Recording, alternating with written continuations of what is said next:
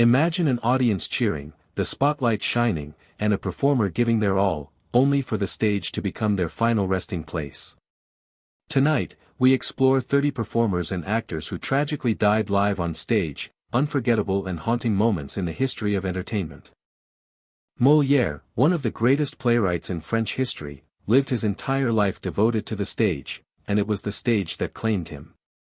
In 1673, during a performance of his own play The Imaginary Invalid, he took on the role of a sick man, a character ironically struggling with illness. As the audience watched, laughter soon turned to shock when Molière collapsed on stage, coughing violently and spitting blood. Many thought it was part of the performance, but the truth was far more tragic.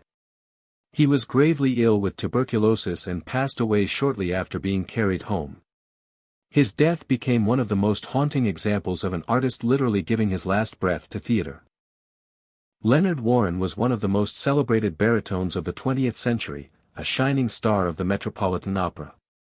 On March 4, 1960, during a performance of Verdi's La Forza del Destino in New York, Warren delivered his powerful aria with breathtaking intensity. Moments later, as the orchestra played on, he suddenly collapsed on stage before a stunned audience.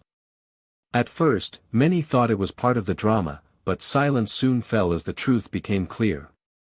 Warren had suffered a massive cerebral hemorrhage, passing away at just 48 years old. His shocking death in the very opera house where he built his career remains one of the most haunting tragedies in classical music history. Tommy Cooper was one of Britain's most beloved comedians, famous for his clumsy magic tricks and unique sense of humor. On April 15, 1984, he was performing live on the television show Live from Her Majesty's in London. Dressed in his trademark fez, Cooper began his routine when he suddenly collapsed backward in front of millions watching at home and a packed theater audience. At first, the crowd erupted in laughter, believing it was part of his hilarious act. But moments passed, and Cooper did not get up. The reality was devastating. He had suffered a massive heart attack and died on stage. His death remains one of the most shocking and unforgettable moments in television history. Dick Shawn was a brilliant American comedian and actor, remembered for his wild energy and offbeat humor. Known from films like The Producers and countless television appearances, Shawn had a career built on making people laugh with the unexpected. On April 17, 1987, he was performing a comedy routine at the University of California. In the middle of his act, he delivered a line about politicians who might lay down on the job, then suddenly collapsed face down on the stage. The audience roared with laughter, thinking it was one of his famously outrageous gags. Minutes ticked by before people realized something was terribly wrong. When help rushed in, the truth was heartbreaking. Dick Shawn had suffered a massive heart attack and died instantly. The man who made crowds laugh with his unpredictability left this world in the most shocking and ironic way imaginable, mid-performance. Red Fox, often called the King of Comedy, was a legendary entertainer best known for his role as Fred Sanford in the hit sitcom Sanford and Son. His character was famous for faking heart attacks, clutching his chest and shouting, "I'm coming, Elizabeth." A gag that became his trademark. In 1991, Fox was starring in another sitcom, The Royal Family. During rehearsal on October 11, he suddenly collapsed on set in front of the cast and crew. At first, everyone thought he was joking, once again mimicking the famous routine that made him a household name. But seconds later, panic set in as it became clear this was no act. Fox had suffered a massive heart attack. Despite being rushed to the hospital, he could not be revived.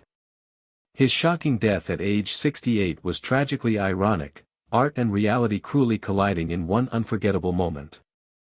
Mark Sandman was the charismatic frontman of the alternative rock band Morphine, a group known for its dark, bluesy sound and unique instrumentation.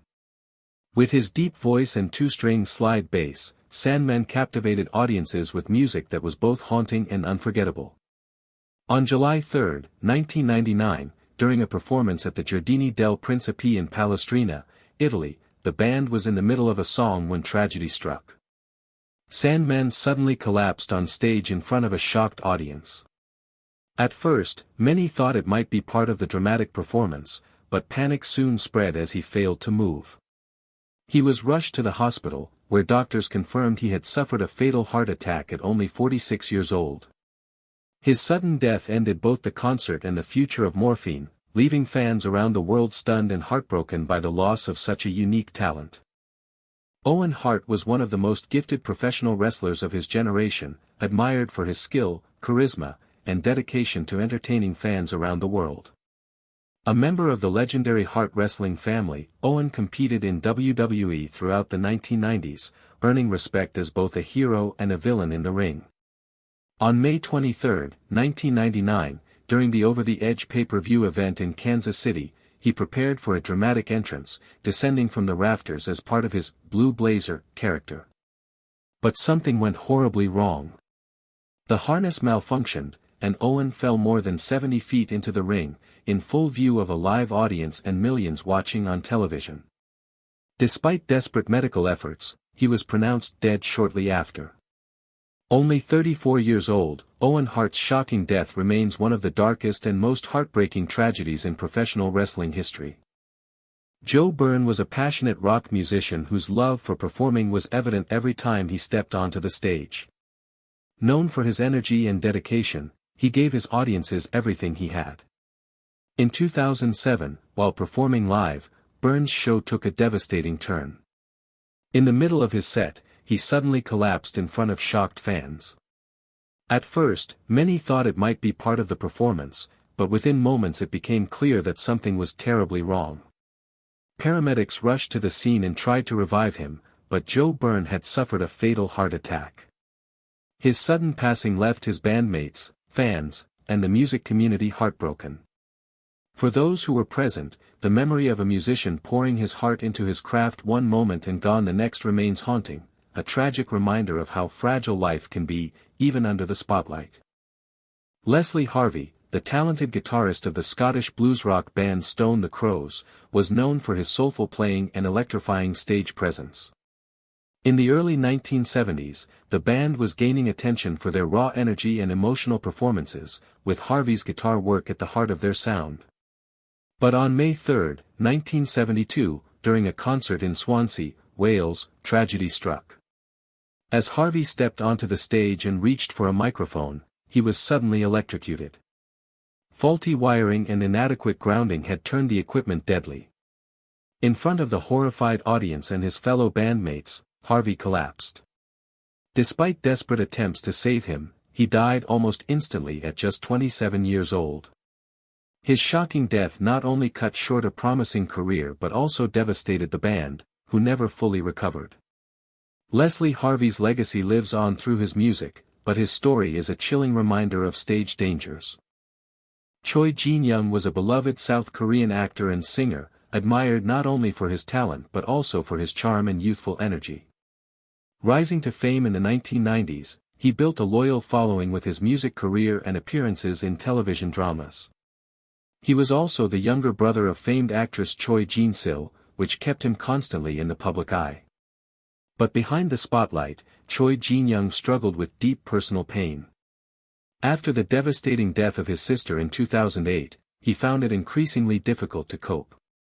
Fans noticed his absences from major projects, and his once bright career began to fade under the weight of grief and depression. On March 29, 2010, Choi Jin-young was found dead in his home at only 39 years old. Though not during a stage performance, his passing devastated the Korean entertainment industry and broke the hearts of countless fans. Many remembered him as a performer who gave joy on stage and screen, yet suffered silently off it. His tragic end serves as a sobering reminder that fame and talent cannot shield someone from inner battles.